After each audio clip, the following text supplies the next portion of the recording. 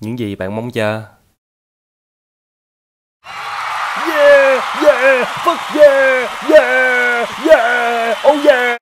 Nhưng thực tế,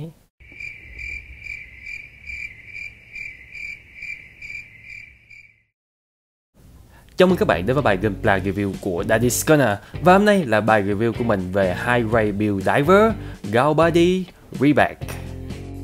Trước tiên khi nhìn vào hộp thì bạn có thể thấy tấm hình minh họa cực đẹp của Galbadi Reback với tướng đứng Obari kinh điển nhưng cực kỳ ấn tượng. Cho bạn nào không biết thì tướng đứng Obari hay còn gọi là Brace Perspective là một tướng đứng chĩa kiếm quay từ dưới lên, được spam rất nhiều trong các anime của Sunrise. Và trong trường hợp này thì nó đã làm biết bao nhiêu bạn bắn tung tóe trong group khi lần đầu tiên thấy cái cảnh này trong phim. Nhưng thực tế thì... Tiếp theo thì ở phần dưới hộp bạn có thể thấy một vài hình minh họa của Galbadi Reback. Kế bên đó là vài tấm hình về vũ khí và cũng như là thông tin về gameplay lần này. Wide range of joy motion, phạm vi chuyển động rộng rãi. Để coi có đúng không nha. Bên trong hộp bạn có tổng cộng 12 runner bao gồm 7 runner cũ của Galbadi Beta và 5 runner mới cho Galbadi Reback. Mình rất bất ngờ với số lượng runner cần cho một con gameplay có vẻ rất đơn giản để lắp ráp này.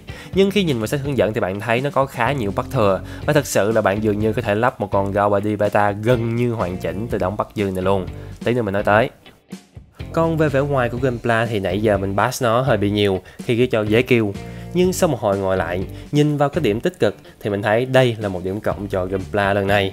Galbadi Reback thực sự là một phiên bản upgrade từ Galbadi Beta khi có sự thay đổi rất lớn về mặt ngoại hình, cũng như là thêm cái điểm nhấn từ dòng Gundam Iron Blooded Orphans. Màu sắc của nhựa cũng là một điểm cộng cho gameplay khi màu be và màu nâu tím cũng được phủ một lớp sơn bóng bẩy nhìn khá là thích mắt. Ngoài ra bạn có thêm màu nâu mờ của vũ khí, màu vàng trên sừng, ngực và váy. Chỗ này là sticker nha. Màu trắng trên vũ khí cũng là sticker nốt. Và cái logo trắng trên vai, sticker. Tiếp theo là phần biên độ chuyển động thì như Bandai đã ghi trên hộp là biên độ chuyển động rộng rãi. Và sự thật là chỉ hơi xạo một chút xíu thôi. Với một gameplay high grade to con như Galbadi Reback thì bạn không thể nào đòi hỏi cao ở nó. Điểm trừ và điểm cộng đều có đầy đủ ở đây cả. Và điểm cộng có vẻ nhỉnh hơn đó. Trước tiên là ở phần đầu, bạn có thể nhìn lên được bao nhiêu đây và nhìn xuống được bao nhiêu đây. Nghiêng hết sang bên phải và sang bên trái. Phần khớp vai thì hoàn toàn tuyệt vời, bạn có thể kéo nguyên cả phần khớp bên trong ra như thế này và biên độ cử động của bạn được cải thiện lên đáng kể. Bạn có thể kéo nó ra rồi đưa hẳn cánh tay qua vai như thế này luôn, rất ấn tượng. Phần bé tí này trong giáp vai có thể di chuyển, tay đưa lên rất tốt. Không có xoay ở bắp tay, nhưng khớp xoay của bạn được chuyển xuống phần khuỷu tay nên bạn có thể xoay nó như thế này. Và phần khuỷu tay là một trong những khớp hạn chế của kit lần này. Khi bạn xoay nó một hồi thì phần khớp nó tách ra làm đôi luôn. Do đó, để cho nó cứng hơn thì mình đề nghị bạn dán phần chống nhỏ phía dưới này lại. Mà dán cái phần dưới thôi nha, không có dán cái phần trên. Dán phần trên là dính luôn đó. Gập 90 độ ở khuỷu tay và bạn cũng có thể gập lại cái khớp ở trên cẳng tay để biên độ cử động của bạn được sâu hơn. Và cuối cùng ở cổ tay là một khớp bi. Tiếp theo là phần ngực thì đây là lần đầu tiên mình thấy cái kiểu khớp này luôn. Theo mình biết thì khớp này chủ yếu ở các gameplay của bộ Zeta. Mình thì không thích bộ Zeta cho lắm nên việc này là hoàn toàn mới đối với mình. Khớp này đôi lúc mình thấy ngon, đôi lúc mình thấy nó như shit vậy. Bạn có thể nghiêng sang phải và trái và cũng có thể nghiêng ra trước và sau. Và điểm hạn chế của cái khớp này là nếu bạn ép nó quá thì nó tụt ra luôn. Ở khớp eo bạn có thể xoay 360 độ. Váy trước đưa lên được tầm bao nhiêu đây? Để đưa lên cao hơn thì mình phải ép nó xuống một tí do nó vướng cái cục ở phía trong. Váy bên di chuyển qua lại và cũng như là lên xuống. Váy sau đứng yên một chỗ. Khớp háng có thể xoạc khá tốt. Xoay ở bắp đùi nhưng nó hạn chế một chút do cái giáp ở đó. Mình khá khó chịu ở đây khi bạn pose cái tướng co chân chẳng hạn. Nó cứ vướng thế nào ấy. Mà chắc đây là cảm nhận cá nhân của mình thôi. Đây là cú đá về phía trước. Còn cú đá ra phía sau thì không được do bị dướng vào cái váy. Gặp rất tốt ở khớp gối. Và cổ chân thì chắc chắn là khớp yếu nhất trong toàn bộ gameplay khi bạn chẳng có bow được gì nhiều cả. Rất hạn chế khi nghiêng sang trái phải và cũng như là lên và xuống.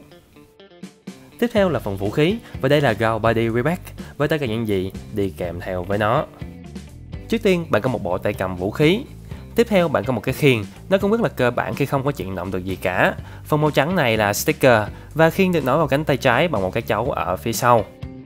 Về vũ khí thì trên tay phải bạn có một knuckle guard giúp bảo vệ tay khi đấm và tăng độ SML cho đối thủ. Kế đến là một hammer pliers, dịch ra là kềm búa hay búa kềm, kiểu nào nghe cũng chúi VL. Nhìn thì đúng là không thực tế chút nào khi đem một cây kéo ra chiến trường để đánh lộn, nhưng cái vũ khí này theo mình là cực vui luôn. Bạn có thể dùng nó để đỡ đòn đối phương, beng beng beng beng beng, cắt đối phương, Yamero, đập đầu đối phương, Púc. Và nhất là thông ás đối phương, Kimochi, rất là vui. Cuối cùng là Large Caliber Howitzer, và khẩu đại bác này được gắn vào backpack trên lưng. Bạn chỉ có thể chuyển động lên xuống như thế này thôi, không có qua lại được đâu. Thêm vào đó là một khẩu súng trường. Thật ra khẩu súng này không nằm trong đống vũ khí chính thức của Gao Body Rebec, mà nó nằm trong đống banner dư của Gao Body Beta mình đã nói hồi nãy. Bạn cũng được cho thêm một tay cầm súng luôn. Ngoài ra bạn còn có nguyên một cái đầu hoàn chỉnh, một phần giáp ngực, 2 phần giáp vai, 2 giáp cẳng tay. Đây là váy trước, còn đây là váy sau. Phần này là phần giáp gối, phần này là phần bàn chân. Mình còn phát hiện ở mục 13-14 là 2 chu kiếm năng lượng hoàn chỉnh. Vậy tính ra bạn có được rất nhiều pack để có thể sử dụng lại. Vậy là đã xong bài review. Đây có thể là một sự tổng hợp giữa tiêu cực và tích cực trong một con Gunpla. Nhưng trong quá trình lắp ráp và chơi, mình dần dần cảm thấy thích cái con Gao Body Rebec này. Màu sắc tốt, vũ khí đi kèm cực vui và biến độ cử động hơi tệ một chút ở phần khuỷu tay và phần cổ chân. Nhưng khi bạn đã tìm được một góc thích hợp, đặt nó xuống, thì Gao Body Rebec thực sự tuyệt vời. Mình chắc chắn giới thiệu nó cho các bạn khác. Còn các bạn thì sao? Các bạn nghĩ gì về Gunpla lần này? Comment cho mình biết nhé. Mình là Đi, và một lần nữa cảm ơn các bạn rất nhiều vì đã dành thời gian theo dõi bài review của mình. Để lại một like nếu các bạn thích, và đừng quên trở lại để xem thêm các bài Gunpla review tiếp theo nhé. Xin chào và hẹn gặp lại các bạn.